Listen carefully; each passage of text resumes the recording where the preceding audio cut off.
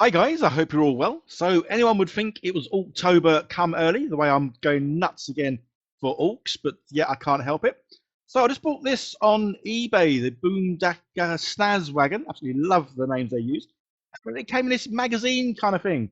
At first, I thought I'd been duped and it wasn't real. Then I looked up online and yeah, this is a thing. You can get magazines, I think it's monthly, and it has, well, a variety of things with it. And the fact it's only 9.99 is absolutely amazing. And it's a great little read. Read. I like looking at the pictures. Yeah, plenty of pictures in there. So yeah, Boom Decker Snazwagon. But obviously I'm going to turn mine into a monster truck. I actually made this one before I made the other Ork vehicle one you may have seen, where I swapped out the wheels for some nice, big, chunky monster truck size wheels. And in that video, I was going to say, well, I did say how I sort of, well, got the wheels and the framework and the springs that sort of made this vehicle and turned it into a monster truck. And obviously, I'm going to come up and show you them bits in just a second. So pretty simple to put together. And I'm going to be doing a lot of kit bashing. So again, I think this is another one where I literally just took everything off the sprue and then just assembled it because yeah, so I'm going to be making well a whole variety of kit bashing with bits and pieces. So as you can see, yeah, the size of the original wheels to the size of the new ones, there's quite a big difference.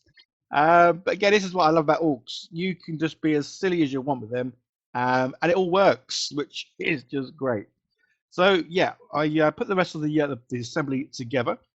I did leave a few bits off, and for once, I actually painted a couple of bits separate, which is very unlike me, as I do tend to just glue everything together and then worry about the painting when it comes to well painting.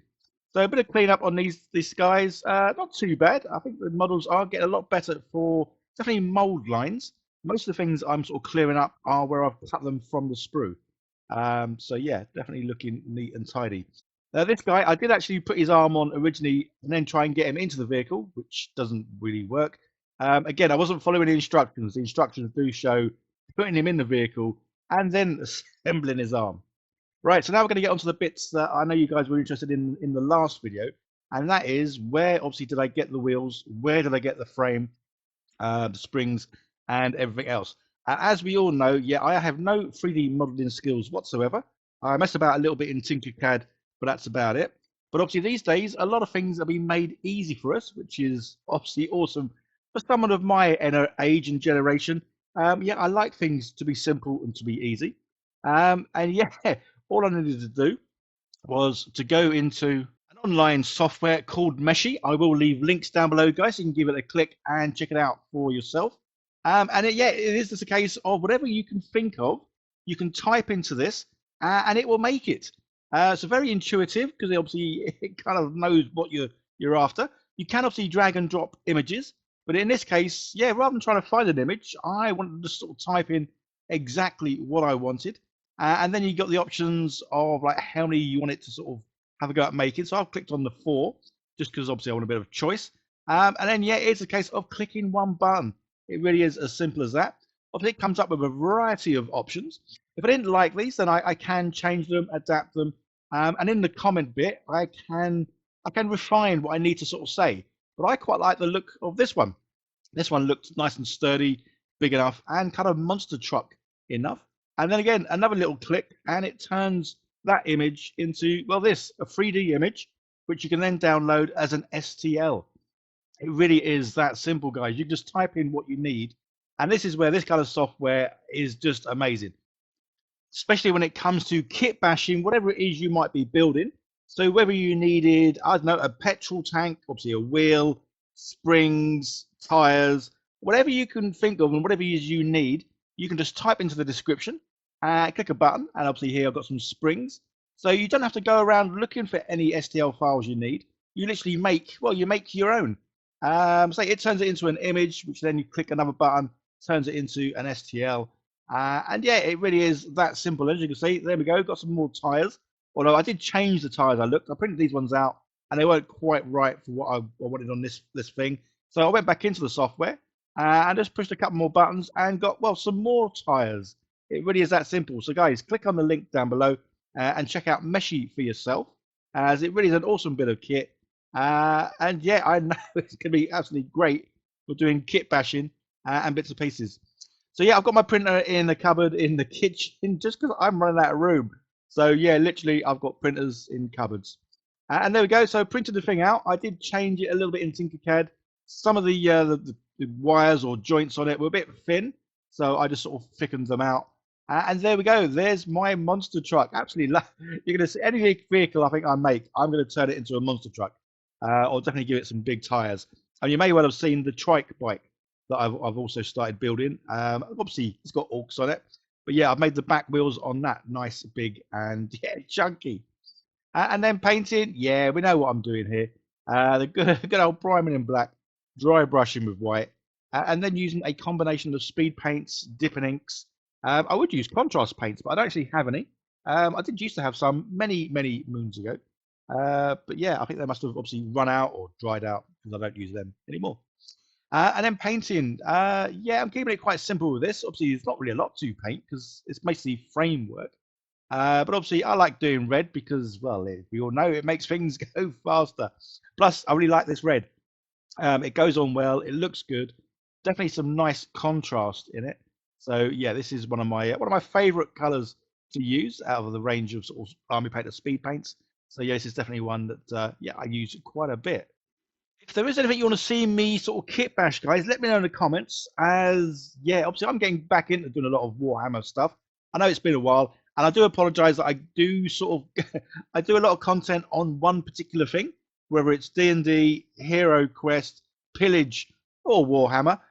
It's because I get very excited and very carried away by doing something, and then unfortunately I do it so much that I'm like, yeah, I need a break from this, and then I go on to something else.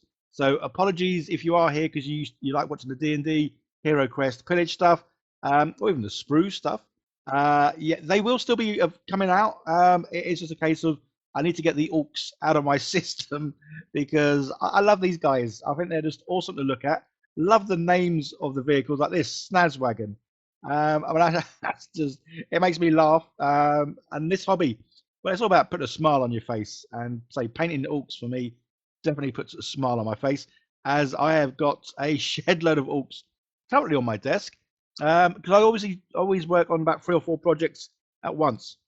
So I've literally got orks coming out of the hoo-ha, as well as doing obviously 3D printing and trying out products from other companies. So there's certainly a lot going on.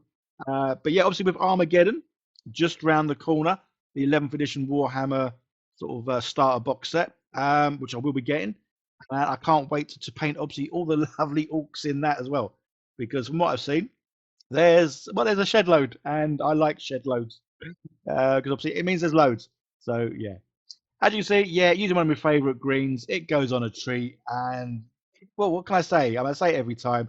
The speed paints, they really do all the hard work and make you end up with a great result, especially for the time it takes. And they really do live up to their name, speed paints. Less time painting, more time playing is kind of their sort of logo. And yeah, it definitely is true to the case, and I love it. So a few more colours to go on. Obviously, usual thing. Any metallic colours, they will get a bit of a wash afterwards. Again, they go on a treat. They really do look really good, but they just don't have that sort of contrasty look that a lot of the other paints certainly do. But then I like using washes. Again, a wash to me, it makes things look a little bit more used, weathered, beaten than bashed, because I don't want any vehicles looking like they've just come out of the production line, especially with orks, because the chances are they've half built it from, well, 10 different machines. So yeah, you definitely want something that looks like it's seen better days. Even though this vehicle does look pretty neat at the moment, so it will get a good old wash going over the thing at the end. So yeah, I did do a couple of bits separately. So I did the front sort of bar or bumper separate, and that does have a little Gretchen attached to it. And again, the guy at the back, he is holding on to a big machine gun with a bar that goes across the back of the machine. So yeah, I did that separately again, just to make it easier for me to sort of get in and paint the things that are actually inside the vehicle. So yeah, that's what I did. So yeah, nearly finished. It's a case of doing say the wash. Yeah, guys, this is where obviously everyone paints their own standards and likes what they like. I do sometimes put too much of a wash on. It's called a wash, but I think in my case it maybe needed to be called a bath, because I do sometimes go a bit heavy-handed. So bases, yeah, again, I'm hooked on doing these kind of bases. So you're going to see a lot of these. For me, these are kind of like the Mad Max out in the desert, rocky areas, and a lot of sand and dust and grit and whatever. But again, nice and simple, which is the main thing. I love this hobby, but I don't want to spend hours and hours and hours doing one thing, because I think that would take the fun and excitement out of it for me. I like to sort of get in, have fun, get out. Kind of like a ninja, I guess. So yeah, typical thing with the bases, the small little corks, got those wood bark chip things I put down as well, nice bit of terrain. And then to just finish it off, making a nice good old mess on my desk, I got some fine sand. So with the fine sand, I did buy it from like a fish tank. So you can get a nice huge big bag of this stuff for about a fiver, which is really good. And then finished off the vehicle, glued on the extra couple of little bits. I think I did their teeth and nails, and then obviously glued it down onto the base. And again, I love the little pose. This is why I love using the that wood bark stuff, because it really does look awesome. Obviously, it doesn't look like wood bark; it looks like stones of some kind, and it just gives the pose a bit more energy. It looks like the vehicle's actually going up and over rough terrain. And then pigments. Yeah, I'm going nuts with the pigments. Again, I think because I love this stuff. Because again, it's easy to use, makes the bases look more natural. But more importantly for me, I love the way that I can tie, whether it's a vehicle or a miniature, to make it look like they've been walking on that base. Because as you can see here, yeah, I'm putting the dust and sort of powders over the wheels to make it look like they've gone through all the dust, and obviously they've accumulated some of it. And again, for me, this just really ties whatever miniature it is, whether it's a vehicle like this or just a squadron of people. It just ties them into the base. So easy. And yeah, great results from, well, something that is easy to use. So obviously once this is all done, I do then go over and give it a light coating with a matte varnish. I do it from quite a height, so it sort of falls down on this rather than doing it close, because obviously it would kind of like blow this pigment off.